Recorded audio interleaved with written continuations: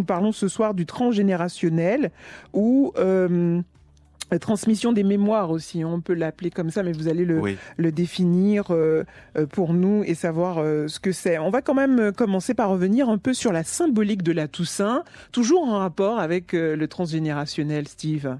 Oui, c'est vrai qu'on en a discuté à l'origine. Bon, on est dans une fête qui correspond au retour à un moment de conscience avec nos chers disparus, nos ancêtres en fait, et c'est un moment d'illumination, de mémoire. Et dans cette symbolique de la lumière, il y a aussi cette notion de sanctification. Et c'est vrai que ça correspond aussi un petit peu au travail dont on va parler de guérison des mémoires transgénérationnelles, parce que à un certain niveau, on pourrait dire que se libérer des mémoires transgénérationnelles que l'on porte, la transmutation de ces mémoires, c'est aussi un allègement global de ce qu'on pourrait appeler l'inconscient familial, le karma familial, etc. Mmh. Et c'est vrai que ça se perd un petit peu. Là, il y a une autre fête qui prend un petit peu le dessus, où il n'y a plus cette symbolique. Enfin, en tout cas, je ne sais pas quelle était la symbolique initiale de cette fête, mais elle est devenue autre chose. Mmh. Et voilà, j'espère qu'on va garder quand même cette notion du 1er novembre comme moment de sanctification de nos ancêtres, des chers disparus. Pour ne pas les oublier. Puis il y a une façon aussi de le faire, c'est-à-dire que si je reviens un peu à cette tradition que l'on avait auparavant, c'est que toute la famille se retrouvait autour de ses ancêtres, autour de ceux qui ont disparu, qui sont partis depuis bien longtemps. Donc on revoit la famille, on revoit les cousins. Donc le lien, il est toujours là. Ce sont eux d'ailleurs, ces morts qui ne sont plus là, qui sont ailleurs peut-être, sait-on, qui unit, qui garde ce lien entre ceux qui sont encore vivants, entre les vivants qui sont là, et qui continuent d'ailleurs, les vivants, à perpétuer la mémoire de ses ancêtres, en y allant, en illuminant avec ces bougies, ces lumières aussi qui ont vous l'avez dit, une symbolique très très forte, cette lumière qu'on leur apporte pour aussi leur démontrer qu'on ne les oublie pas, qu'ils sont toujours dans notre cœur. Donc il y a toute la famille qui se réunissait à l'époque, les enfants aussi, on présentait les enfants aux cousins, on présentait les enfants à d'autres personnes de la famille, à d'autres membres de la famille, et on se retrouvait de façon élargie autour des tombes, des gens qu'on n'avait pas vus non plus depuis un certain temps. Mmh. Alors ça a tendance à disparaître, mais je me dis qu'il y aura peut-être un regain à un moment où on se rendra compte que c'est une tradition qui n'a pas été inventée, ou une tradition qui sort de je ne sais où. En tout cas, qui a du sens. Et qui a du sens, c'est ça. Et puis c'est vrai que on dit que c'est la fête des morts, mais c'est la fête aussi de tous les saints.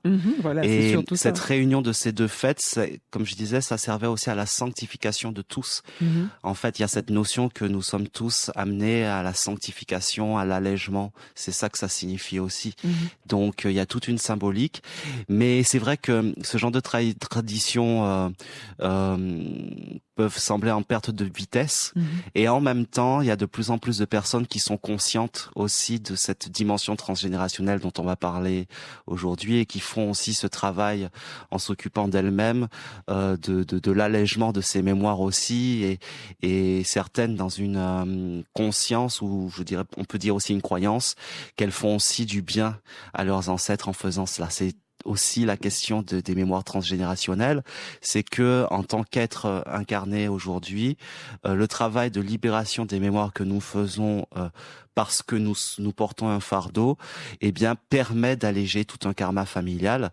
Et ça aussi c'est beau, parce que il y a une conscience qui se développe, et de plus en plus de personnes sont dans cette conscience aujourd'hui.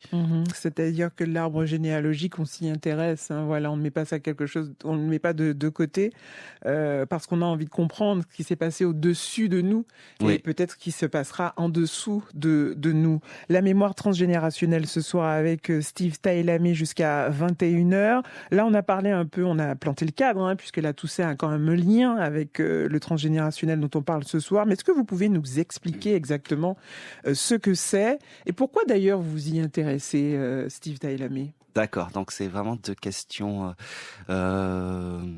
différentes. Oui, tout à fait. Donc les mémoires transgénérationnelles, c'est tout ce que nous portons et qui résulte d'une histoire familiale, dont nous n'avons pas complètement conscience, que nous ne connaissons pas. Donc ça peut être des secrets de famille, des traumatismes. Il y a aussi des choses positives, hein, des facultés, des dons, des expériences positives. Il y a aussi donc tout ce qui relève aussi d'une certaine vision du monde, et puis des expériences qui sont plus ou moins joyeuses. Et alors le philosophe donc psychanalyste, qui a rendu possible une explication au niveau psychologique, psychanalytique de ce phénomène, c'est Jung, donc élève de Freud. Freud en restait à l'inconscient personnel, avec l'histoire papa-maman depuis la naissance. Et avec Jung, on va se développer, grâce à Jung, la notion d'inconscient collectif. Donc au niveau de l'humanité, avec des savoirs, enfin des expériences, tout un monde dont nous n'avons pas conscience et qui appartient au collectif. Et à l'intérieur de cet inconscient collectif, il y a l'inconscient aussi de clans, de familles. Et Jung permet un peu ce passage de l'histoire personnelle à ce que l'on appelle l'histoire transpersonnelle, c'est-à-dire de nous en relation avec les autres. Et donc Jung a développé toute une réflexion, et il y a une phrase assez célèbre de lui où il dit, bon, c'est une traduction de toute façon, que il avait toujours eu le sentiment qu'il était là pour répondre à des questions qui s'étaient posées à ses ancêtres et que ses ancêtres n'avaient pas pu régler. Et Jung, du coup, s'est vraiment beaucoup intéressé à cette notion de lignée et d'images archétypales ou de choses récurrentes, non seulement au niveau familial, mais au niveau collectif. Et puis après, il y a eu avec donc la suite des recherches en psychanalyse, et puis surtout de travail de thérapie, notamment avec les enfants. Eh bien, plusieurs personnes qui ont réalisé qu'il y avait des choses assez troublantes qui se passaient dans les familles, notamment donc la première qui a écrit un livre qui s'appelle Aïe mes aïeux, Anne Ancelin Schwinzenberger, qui en fait a vraiment mis en évidence le fait, par exemple, elle s'est beaucoup intéressée aux dates anniversaires et aux récurrences en termes de dates. Au schéma de répétition. Et par exemple, Françoise Dolto aussi a beaucoup mis en évidence comment les enfants étaient porteurs de savoir de façon inconsciente. Et bien sûr, là, c'est vrai qu'on est à la limite de ce qui pourrait sembler être le paranormal, hein. Mais simplement, c'est vrai que ces personnes-là, parmi ces personnes, il y avait des psychiatres, des psychanalystes, il y a même des sociologues qui se sont intéressés à cette notion de transgénérationnel, parce que l'inconscient transgénérationnel a une dimension aussi sociétale. C'est-à-dire que, par exemple, il y a des sociologues qui ont bien étudié cette notion de loyauté familiale, de loyauté au groupe, qui est notamment une des raisons pour lesquelles c'est si difficile, pour prendre une expression commune, de prendre l'ascenseur social. C'est-à-dire qu'on est porteur aussi de tout un rapport à l'abondance, à la réussite, au domaine d'épanouissement personnel, dont nous sommes porteurs par rapport à une lignée familiale, par rapport à une famille. Et donc même des sociologues ont vraiment étudié ça, comment avec notamment des moyens égaux, eh bien, des personnes vont être plus ou moins dans la réussite ou dans le fait d'assumer une réussite ou d'être dans une persévérance par rapport à un projet, en rapport avec une lignée qui serait ou non en concordance avec ce projet personnel. C'est vraiment donc la difficulté de dépasser en fait des choses dont on n'a pas conscience. Et toute la force de toutes ces mémoires-là, eh bien, vient beaucoup du fait qu'on n'en a pas conscience. Parce qu'à partir du moment où quelque chose est conscientisé, eh bien, elle perd de son pouvoir. Elle ne nous détermine pas. Elle peut nous conditionner encore fortement, mais on a la clé de compréhension. Encore faut-il faire un travail dessus. mais déjà il y a comme une sorte de, alors il y a le terme qu'on emploie pas mal, c'est le terme de fantôme, hein, qui renvoie, c'est-à-dire une énergie, une réalité invisible en nous, dont on n'a pas conscience, qui ne se voit pas, mais qui est pourtant présente. C'est vraiment la définition basique de la notion de fantôme, hein, en dehors de tout autre sens. Et, ce fantôme-là, cette énergie, cette réalité qui est en nous et dont nous n'avons pas conscience, perd de son pouvoir lorsqu'elle est regardée, conscientisée. Nous parlons du transgénérationnel ce soir avec Steve Tailamé. Ça remet en cause un petit peu l'inné et l'acquis, parce que tout à l'heure vous disiez que un enfant, par rapport à un projet, si on compare deux enfants par exemple, on a les deux mêmes projets, certains pourraient avoir plus de compétences ou être plus aptes. Tout cela, pas seulement par rapport à leurs compétences intrinsèques, voire même intellectuelles, mais il y a, venant des ancêtres ou venant de la lignée, quelque chose qui fait que cet enfant sera plus persévérant ou pas. Cet enfant sera plus pugnace, peut-être, face à la difficulté, face à ce qu'on lui demande, face à ce qu'il doit faire. Parce que chez ses ancêtres, il y a sûrement eu quelqu'un, ou voilà, dans la descendance même, il y a dû avoir quelques ancêtres qui ne lâchaient rien, qui étaient vraiment irréductibles, entre guillemets. C'est un peu l'image que vous êtes en train de décrire. Oui, ou un enfant, quelqu'un qui va se sentir à l'aise à sa place. Parce que ça fait partie de sa lignée d'être, je sais pas, dans telle activité professionnelle valorisée par exemple. Parce qu'on se pose des questions, c'est vrai. J'ai regardé un reportage pour préparer cette émission, conseillé par vous d'ailleurs, et c'est très bien. Un jeune garçon, non seulement qui a subi des abus sexuels, mais qui a une attirance particulière pour le cinéma. Et on nous présente son grand-père dans le reportage. Lui aussi, le grand-père, il aime le cinéma par-dessus tout. Enfin, il aime beaucoup le cinéma. Et c'est là ces questions auxquelles on n'a pas vraiment de réponse, on ne sait pas pourquoi, on serait attiré par telle ou telle chose. Quand on remonte un petit peu l'arbre généalogique dont je parlais tout à l'heure, il se rend compte que son grand-père aussi aime Oui, il ne le savait pas. Et voilà. Et il aime beaucoup le cinéma. Oui. Donc, déjà, cette lecture, ça... ça permet quoi d'ailleurs, quand on sait par exemple que son grand-père aimait le cinéma, que nous aussi, ou que la personne, par exemple le petit-fils ou les petits-enfants qui viennent après, aiment le cinéma ou ont la même passion que leurs Alors par exemple, ancêtres. C'est vrai, c'est une question très intéressante parce que c'est intéressant s'il y a une problématique. Par exemple, imaginons... ce grand-père aime le cinéma, aurait aimé faire carrière dans le cinéma, ne l'a pas fait. Eh bien, ce que la psychogénéalogie montre notamment, c'est qu'il y a des descendants qui vont venir faire ce que les ancêtres n'ont pas pu faire. Le grand-père, ça peut être un grand-oncle aussi, ça peut être vraiment dans quelque chose de plus ouvert, et peut être porteur de cette mission qu'on se donne soi-même inconsciemment, de faire ce que grand-père, papa n'a pas fait. Et dans une situation comme celle-là, eh bien, il peut y avoir quelque chose de... La difficulté, ça va être qu'on va être à la fois porteur de l'envie, mais on peut aussi être porteur de l'échec.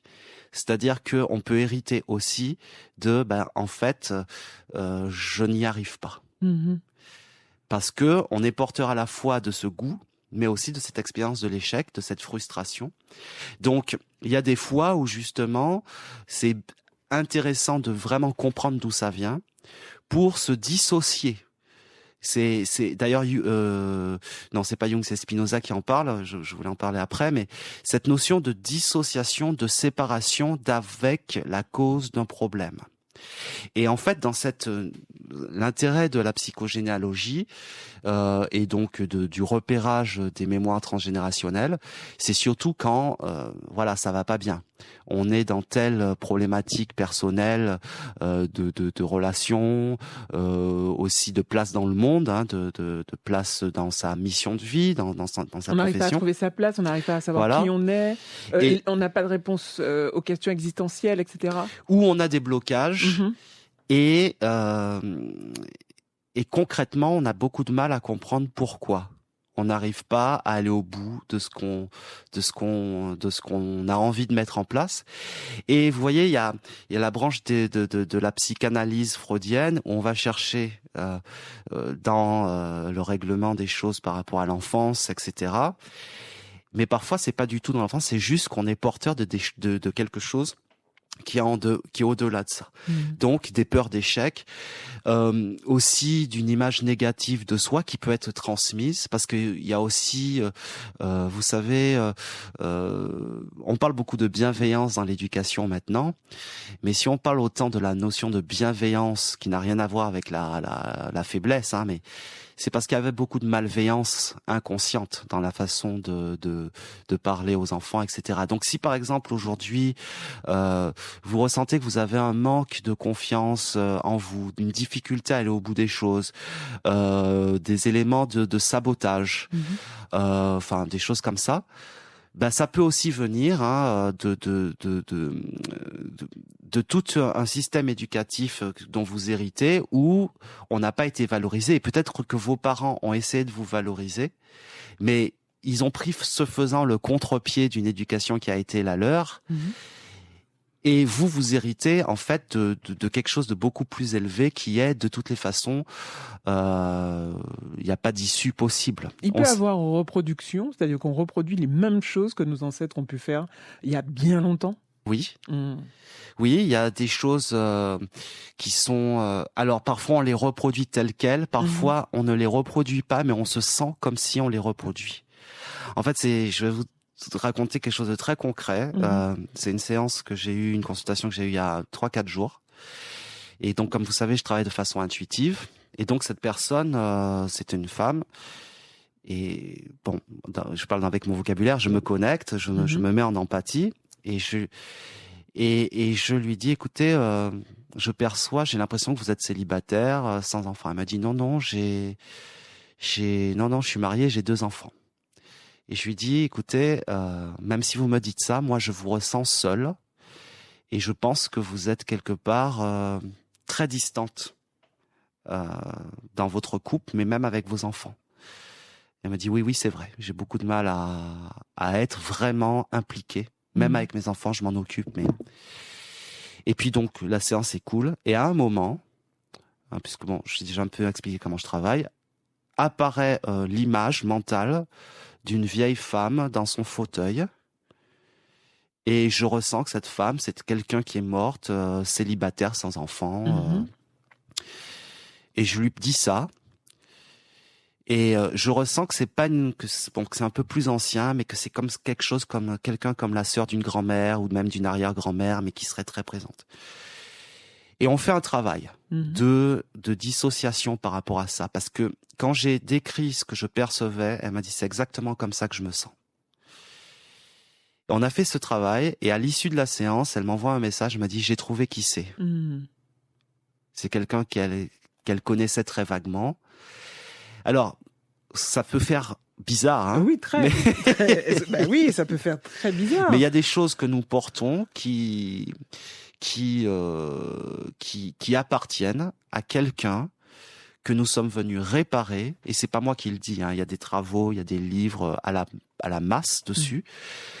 Nous savons des sortes nous récupérons des choses qui ne nous appartiennent pas et que nous venons régler ou dont nous nous sentons responsables et que nous portons comme si ça nous appartenait.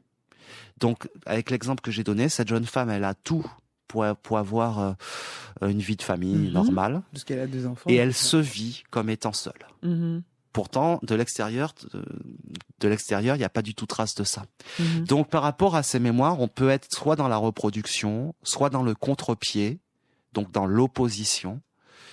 Mais que l'on soit dans la reproduction ou dans l'opposition, par rapport à quelque chose de jugé négatif, reproduire quelque chose de très positif, il n'y a aucun souci. On peut renforcer encore ça, mais dans les 2 cas, que ça soit reproduction ou opposition, parce que l'opposition, elle peut être inconsciente aussi, eh bien, il n'y a pas de pacification avec cette histoire, il n'y a pas véritablement de libération. Et ce qu'on peut voir avec le processus d'opposition, c'est des retours du refoulé dans la famille, dans la descendance. C'est pour ça qu'il y a des choses qui sautent une génération et vont se répercuter dans les générations après. Je donne un exemple. Par exemple, imaginons un homme qui a dans sa lignée paternelle des gens qui ont fait beaucoup faillite, qui ont vécu dans le manque, la pauvreté, et cet homme il réussit. Mais il réussit d'une façon forcenée et en fait il prend le contre-pied.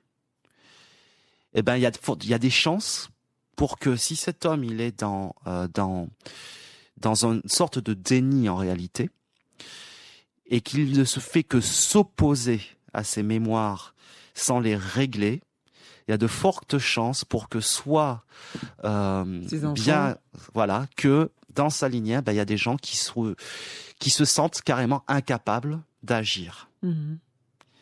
Et parfois, c'est parce que juste il porte des choses que le père a rejetées en bloc, par rapport auxquelles il a été dans le déni, et que c'est les générations d'après, le fils, le petit-fils, qui vont porter ça. Et là, vous aurez peut-être, comme dans le reportage que vous parlez, quelqu'un qui est complètement bloqué dans des peurs.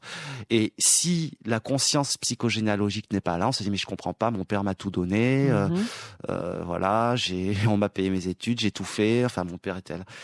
Mais c'est parce qu'il y a des choses qui sont enfouies. Parce que le père peut ne jamais, justement parce qu'il est dans le déni, parler de ces choses honteuses. Ce qui maintient le secret, c'est pas forcément parce que c'est des choses incroyables. C'est que la honte peut se porter sur des choses qui peuvent nous sembler surtout quand on sait que la honte c'est le pire des sentiments. Oui, c'est la paralysie. Pire des ressentis, tout à fait. Voilà. Il est avec nous ce soir, Steve Taillamé. Il est thérapeute holistique et agrégé de philosophie et de lettres. Vous nous direz aussi, qu'est-ce que permet la thérapie holistique par rapport à l'exemple que vous venez de prendre de cet homme qui a tout fait pour pouvoir réussir, sachant que ses ancêtres ont fait faillite pendant bien longtemps. Qu'est-ce qu'il doit faire? Est-ce qu'il doit s'opposer? Est-ce qu'on doit faire disparaître? Quelle attitude doit-on avoir face à tout ça quand on s'intéresse au transgénérationnel? C'est de cela que nous parlons ce soir, et notamment à la psychogénéalogie. On reviendra aussi sur les traces qui existent dans l'histoire de l'humanité quand on parle de transgénérationnel, la force de l'inconscient. Vous avez déjà parlé beaucoup de l'inconscient ce soir. Et puis on parlera aussi de conditions. Est-ce que l'individu finalement se conditionne face à cela quand il sait comment ça s'est passé avant lui? Céline Flériag, Conscience, le titre. On revient d'ici quelques instants. J'aurais pas mieux choisi. I've back. Notre sujet de ce soir jusqu'à 22h, première partie, le transgénérationnel. Steve Taillamé, il est thérapeute holistique. D'ailleurs, il me dira que permet la thérapie holistique quand on parle du transgénérationnel, ou plutôt de la psychogénéalogie. Il y a des choses qui se passent soit enfouies ou de manière inconsciente avec nos ancêtres. Ce lien qui est créé de famille en famille, de génération en génération, d'enfant en enfance. Et ça continue comme ça, ça se perpétue, et quelquefois on ne sait pas, on ne se rend pas compte, ou on n'a jamais su qu'il fallait peut-être aller regarder sur les siècles précédents qu'est-ce qui s'était passé chez telle ou telle personne qui vient directement d'où nous venons, ou ceux qui sont là pour l'instant viennent directement de cette lignée. Cette lignée a eu un vécu, cette lignée a fait des choses, a laissé des traces aussi, un certain nombre de traces dans l'histoire de la famille, et peut-être que ce lien générationnel, voire même ce lien psychique qui existe entre les membres d'une famille, ont des choses à nous dire, ont des choses à révéler sur notre comportement, notre attitude, ce que l'on fait au quotidien, notre façon de penser. Il y a vraiment un patrimoine, un héritage, comme on l'appelle, assez conséquent, assez lourd, parfois lourd à porter, mais parfois, on le sait, c'est un patrimoine qu'on est heureux de porter aussi. Ce n'est pas systématique, et puis c'est pas forcément que des mauvaises choses. Non, heureusement. Heureusement. Et je crois qu'il est important de pouvoir le dire. Je parlais de l'histoire, et le transgénérationnel, c'est aussi ces traces qui existent dans l'histoire de l'humanité. Qu'est-ce que vous pouvez nous dire là-dessus, Steve? Je voulais dire, en fait, il y a des traces en fait de cette notion du transgénérationnel en littérature, dans les mythes. Par exemple, le mythe d'Oedipe, c'est vraiment le mythe de Phèdre aussi. Il y a d'autres mythes, d'autres civilisations où vraiment il y avait cette intuition très nette. Et je pense que aussi, comme on était dans des traditions orales, donc il y avait une plus grande, même si l'écrit n'était pas aussi présent, il y avait aussi donc une plus grande conscience de ce qu'était le passé familial, le passé du clan. Et cette notion de transmission transgénérationnelle, de positif comme de négatif, de lourd comme de lumineux, eh bien, a donné lieu à des mythes. Et le mythe d'Oedipe, il est très intéressant parce que c'est un mythe où on se rend compte que l'ignorance, le fait d'ignorer ce qui a été, ce dont les parents sont porteurs, eh bien, est précisément ce qui fait que les choses se réalisent de façon négative. C'est-à-dire que ce mythe exprime bien l'idée que ne pas savoir ne fait que renforcer. Mhm. Voilà. Et donc, c'est un mythe qui désamorce la tentation du secret de famille, qui a été très, très, très lourd, parce que il y avait cette croyance, et elle est encore assez prégnante, mais beaucoup moins quand même, qu'il valait mieux cacher aux enfants des choses dont on avait honte. Mhm. Le bagage est moins lourd à ce moment-là. Le bagage, il est moins lourd quand on sait, quand on connaît, quand oui, on voilà, il y a plus dévoile ses secrets c'est ça. au grand jour, parce que C'est c'est ça. ça, au grand jour. Et aussi, il faut bien comprendre que ce qui est finalement le plus terrible dans ces histoires, c'est la honte qui entoure ces histoires. À partir du moment où il y a simple dévoilement, la charge émotionnelle n'est plus présente et le poids du non-dit est complètement désamorcé. Mmh. Et la vérité n'est jamais aussi douloureuse que le refus de cette vérité qui se transmettrait de génération en génération, où il y aurait ce retour du refoulé dans les familles. Et donc, voilà. Donc, il y avait vraiment cette intuition-là de cette perpétuation des mémoires, avec cette notion d'atavisme. Par exemple, Zola, dans la saga des Rougon-Macquart, donc on est au 19e siècle, et la littérature, certains auteurs aiment traiter leur sujet de façon scientifique. Et dans les Rougon-Macquart, Zola fait quelque chose d'extraordinaire, c'est qu'il prend une famille et il montre point par point à travers ses romans de comment tel ou tel trait vont entraîner telle ou telle chose chez les descendants, et c'est vraiment très physique ou psychologique. Très physique, psychologique, voilà. Et donc c'est quelque chose qui fait partie en fait du patrimoine de l'humanité que cette notion. Et nous l'avons mystifié. Et aujourd'hui, la science, les travaux, quand je dis la science, c'est les sciences humaines, mais pas que, eh bien, permettent de démystifier ça et de se dire oui, on hérite de traits. Ce n'est pas de l'ordre du surnaturel. Non. Voilà. Voilà. Les traces, que vous venez de faire un tour d'horizon de ce qui existe déjà quand on parle de transgénérationnel dans l'histoire de l'humanité, littéraire aussi, et recherche scientifique par là même. La force de l'inconscient, vous en avez parlé depuis le début de cette émission, qui là a une place importante, l'inconscient, où vient se loger tout ce qu'on veut pas voir, tout ce qu'on nie, tout ce qu'on ne comprend pas, tout ce qu'on n'a pas envie non plus d'aborder, ou tout ce qu'on n'a pas envie de comment on va dire ça, d'affronter, c'est exactement le mot que je cherchais. Cet inconscient, c'est une bonne chose, mais en même temps, quand on parle de transgénérationnel, l'impact est terrible. Oui, et c'est-à-dire que avec cette dimension transgénérationnelle, là, on a vraiment affaire à un inconscient familial, donc qui est beaucoup plus puissant qu'un inconscient personnel. Et ça peut donner lieu à une sorte de névrose, voire de psychose familiale, où certains éléments de la famille, de cette systémique de la famille, vont être davantage porteurs que d'autres de choses lourdes qui appartiennent à l'ensemble. C'est ce qu'on appelle notamment l'enfant symptôme ou le patient désigné, qui va être dans une famille ou une famille élargie. C'est lui qui va porter toute la charge. C'est ça que vous êtes en train de dire. Il va porter plus que les autres. Plus que les autres. Donc, vous avez des personnes qui vont très mal. Elles savent pas pourquoi. Mais en fait, elles sont porteuses de quelque chose.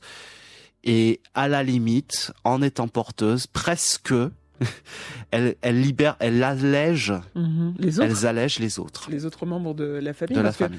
Quand on est, un exemple, à la 6e, voire 7e, 8e, 9e génération, si on remonte à l'humanité depuis le début, on se dit, mais qu'on porte quand même quelque chose depuis des millénaires sur le dos, entre guillemets. C'est ça, Alors, c'est vrai que dans l'image, on pourrait voir ça comme ça. Oui. Alors, c'est vrai que c'est très intéressant parce que en psychogénéalogie, on dit que c'est entre 4 et 7 générations. 7 générations, c'est quand même, pour aller vite, ça fait presque 5 siècles quand même. Donc c'est déjà beaucoup. Énorme. C'est énorme. Mais c'est colossal, vous dites.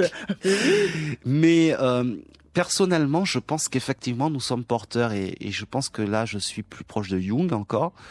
Je pense réellement que nous portons des mémoires collectives qui sont même au-delà d'une lignée personnelle. Parce que c'est vrai qu'on porte 4 à 7 générations. Mais les générations d'avant portaient d'avant, donc oui, voilà. Donc logiquement, il y a quelque chose qui effectivement nous dépasse. Mais ce qu'il y a d'intéressant, c'est que, en tout cas, la vision que j'en ai en tant que thérapeute holistique avec une dimension, je dirais spirituelle, voilà, je ne le cache pas, c'est que cela va avec l'éveil de la conscience. Cela va avec un progrès de la conscience, que nous soyons aujourd'hui de plus en plus conscients de cela, parce que même si on a l'impression que les choses sont de plus en plus difficiles et lourdes, en réalité, ce qui est peut-être en train de se passer, c'est que nous sommes en mesure aujourd'hui, avec cette conscience-là, eh bien, d'aller revisiter et conscientiser et donc désamorcer des choses qui ont été enfouies. Et les personnes qui suivent des thérapies holistiques profondes peuvent voir ce qu'on appelle des remontées de mémoire. Donc ça peut passer par des rêves, ça peut passer par des choses et qui correspondent à des archétypes de l'humanité. Et finalement, au-delà de toute histoire collective, familiale, de peuple, bien il y a une histoire de l'humanité qui est globalement constituée de la répétition de mêmes choses. Alors imaginez, là vous parliez de générations qui remontent à 500 ans, si on est sur 4, 5, voire même 7 générations, mais un pays comme le nôtre, où l'abolition de l'esclavage a eu il y a à peine un siècle et quelques, c'est encore fort, c'est encore proche. Oui. Cette transmission que l'on a eue de ces ancêtres qui ont été déportés ici en Martinique, qui ont été mis en esclavage, la prégnance est immense et perceptible toujours, ne serait-ce que d'ailleurs dans nos us et coutumes. Quand nous allons par exemple à la Toussaint rendre visite à nos ancêtres sur les tombes, etc., on sait très bien qu'il y a une caractéristique africaine, etc. Donc ça veut dire qu'on est encore en lien, un lien qu'on ne pourra pas, évidemment, on le sait, et d'ailleurs vous allez peut-être me le dire tout à l'heure, casser ou rompre comme cela, c'est pas ça le but, mais c'est de se rendre compte qu'il y a quand même quelque chose qui se transmet. Et là, si on prend une date comme l'abolition de l'esclavage, qui n'est pas loin du tout, qui n'est vraiment pas loin, non, c'est hier. On pourrait imaginer que c'est encore fort ce qui se passe entre cette génération qui est là, aujourd'hui, 2021, et l'ancienne génération de 1848. Quand je vous dis ça, je suis un peu... C'est très présent, ému. Oui. Alors, moi, je vais même rebondir sur quelque chose dont on parle pas beaucoup, mais en réalité, nous portons non seulement la mémoire de ces ancêtres esclaves venus d'Afrique, qui ont été mis en esclaves, mais nous sommes aussi tous plus ou moins métissés. Nous portons aussi... Oui. Ben ça, faut pas le nier. Enfin, c'est-à-dire que nous portons aussi nous sommes aussi des descendants de maîtres. Nous sommes aussi des descendants de personnes qui sont nées d'abus d'abus, de choses relevant de la négation de l'humanité, de l'humain, par notamment des viols, des choses complètement abjectes. Et nous sommes le fruit d'un métissage aussi, où nous avons des mémoires de peuples très différents, ceux qui ont été esclavisés, mais aussi ceux qui ont été les dominants, et puis ceux qui ont été les déportés d'Inde, de Chine, à qui on a dit qu'ils allaient retourner chez eux 5 ans après. En fait, ils ne sont jamais retournés. Donc, il y a toute cette prégnance-là. Et ce que je trouve fort, c'est que nous portons toutes ces mémoires qui sont en contradiction, ou en tout cas en conflit. Parce qu'il y a un contexte aussi. Oui. Le conflit, on sait, il a été pendant la période esclavagiste. On se demande peut-être aussi pourquoi il y a encore tant de conflits jusqu'à nos jours. Oui. Et moi je dis ça parce que je constate qu'il y a aussi un conflit intérieur. C'est-à-dire que nous avons eu toute une phase d'assimilation à l'Europe, à la France. Donc dans un déni, il y a des familles où quand même il fallait pas parler créole, enfin des choses comme ça. Et puis en même temps, et puis maintenant, il y a comme un retour du refoulé de l'Afrique, mais qui, je ressens ça, je trouve ça, est encore un clivage. Et l'harmonisation de toutes ces mémoires transgénérationnelles, la pacification, et nous sommes, là je veux revenir un petit peu sur Glissant, nous sommes réellement un creuset. Et ma vision, c'est que ce travail sur le transgénérationnel, nous en tant qu'Antillais et peuple métissé, eh bien c'est un travail de pacification, de mémoire, de lignée, de choses qui étaient parfois complètement antagonistes. Et c'est toute la complexité de notre psyché, et ça laisse des traces. Oui, c'est ça. Ça laisse énormément de traces. Tout à fait. On parle beaucoup de...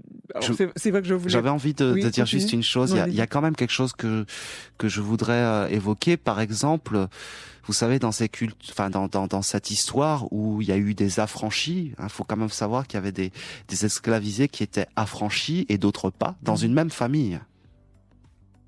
C'est-à-dire que vous avez une famille avec des personnes qui travaillent, et puis il y en a un qui semble plus, je sais pas, plus serviable, ou peut-être plus valeureux, en meilleure forme, ou peut-être plus intelligent aussi, et le maître va l'affranchir pour lui donner des responsabilités. Et ça a laissé des traces énormes sur la notion, sur le trauma de la loyauté familiale.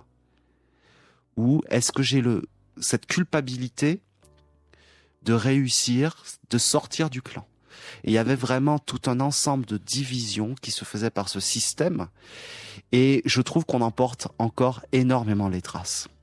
Où finalement, cette notion de loyauté, de noyau dur, eh bien à partir du moment où il y en a un qui veut faire autre chose, eh bien il y a cette grande difficulté, parce que c'est comme un sentiment de trahir les autres. Et je crois que ça peut venir aussi beaucoup de ça. Donc, ce qu'on est en train de dire aussi, c'est que par rapport à la psychogénéalogie, où donc selon les thérapeutes, on va faire des recherches, tomber sur des noms. Moi, dans ma façon de fonctionner, je ne suis pas le seul. C'est par rapport à une problématique qu'il y a des éléments qui vont venir. Et je ne fais pas faire de recherche. Parfois, bien sûr, la personne aura fait des recherches aussi. Mais il y a quelque chose de plus global que le rapport à une seule personne. On pourrait faire tout un travail en tant que... Quand on est conscient de l'histoire dont on vient, pour justement se libérer de certaines culpabilités, difficultés, parce qu'on connaît quand même notre histoire de façon globale. Alors, je voulais vous poser la question, mais je regarde l'horloge, c'est pas possible, il est déjà Ah, c'est 20h55.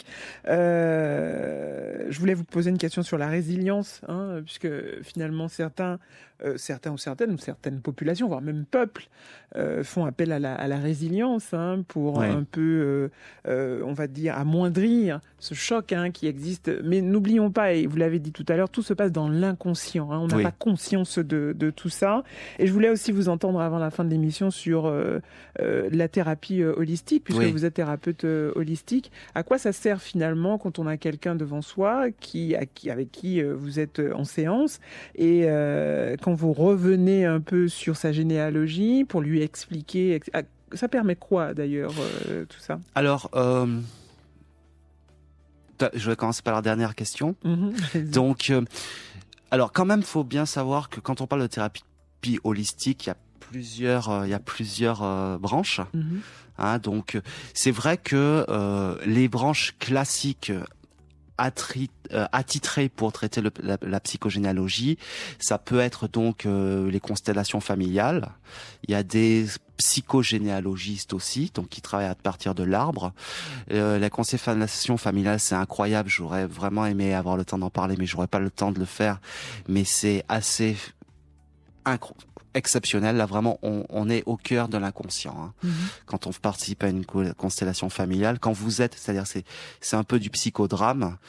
Quand vous êtes participé donc à une constellation familiale de quelqu'un qui vient traiter d'une question par rapport à quelque chose de précis, et donc les participants vont jouer le rôle de la grand-mère, du grand-père, du cousin, etc.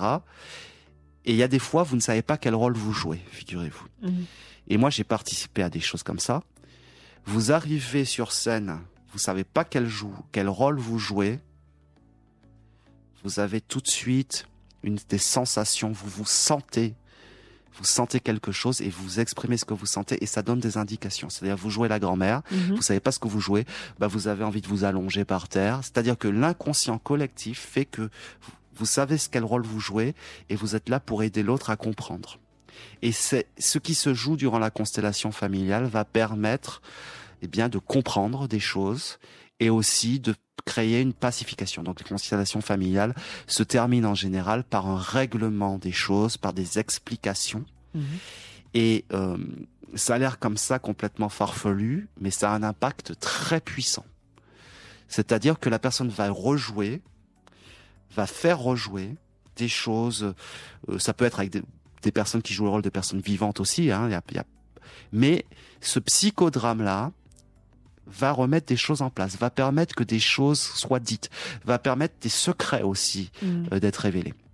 Donc, vous avez aussi la kinésiologie, etc. Moi, mon approche, donc, c'est que le psychogénéalogique émerge de façon régulière dans les séances, mais j'ai pas de personnes qui viennent pour régler des problèmes précisément. C'est juste par rapport à une problématique que, comme dans l'exemple que j'ai raconté, des éléments vont émerger et c'est toujours... C'est un outil. C'est un outil pour comprendre les individus face à vous. Et l'une des clés, oui, et puis surtout leur donner le moyen de décoder. Par exemple, l'exemple que j'ai donné, cette personne a remis à cette vieille tante ce qui lui appartient.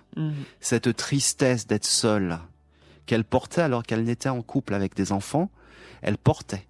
Et c'est ce processus de séparation dont parle Jung. C'est-à-dire, je remets.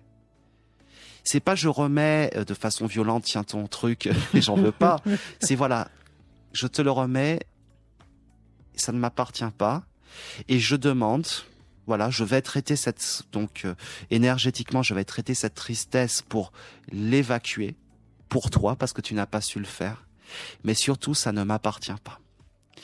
Il y a aussi des séances où le psychogénéalogique, les mémoires transgénérationnelles réapparaissent pour qu'on puisse être en mesure de faire ce que les autres n'ont pas fait, donc faire la paix. Mais surtout, en fait, c'est vraiment régler les choses. C'est difficile de donner des exemples. J'ai donné un petit exemple là, mais c'est très vaste. Mais c'est beaucoup c'est énergétique avant tout.